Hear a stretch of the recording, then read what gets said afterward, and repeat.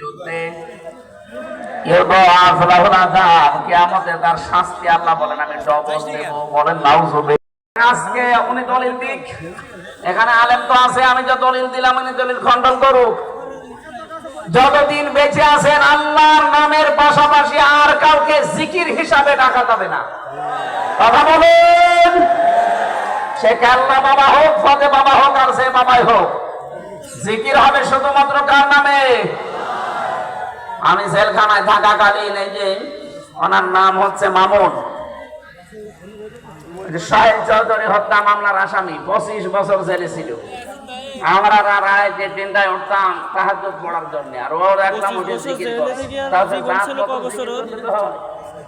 একেবারে এইরকম মোটা শরীর, স্বাস্থ্য সেরকম একেবারে স্থূল, জিকির ওইরকম জোরে জোরে। তা জাত বললাম জাতের জিকির না, জিকির করতো ইয়া রাসূলুল্লাহ ইয়া রাসূলুল্লাহ। কি গো মাওলানা মামুনুল হক ভাই আর আমি এক জায়গায় ছিলাম, ওনার একদিন ডাকলাম যে ভাই আমাকে জিকির করে। কিসের জিকির? বলছে রসুলের এশকে। রসুলের এশকে জিকির করে? কে শিখিয়েছে আপনারে? বলছে সবুজ পাগড়িওয়ালা একজন এসেছিল জেলে, মাছ ভান্ডারির বাবা, জমি জায়গা নিয়ে কি ঝামেলায় পড়েছিল, জেলে এসেছিল, ওনার সাথে আমি ছিলাম, উনি আমার এই জিকির শিখিয়েছে।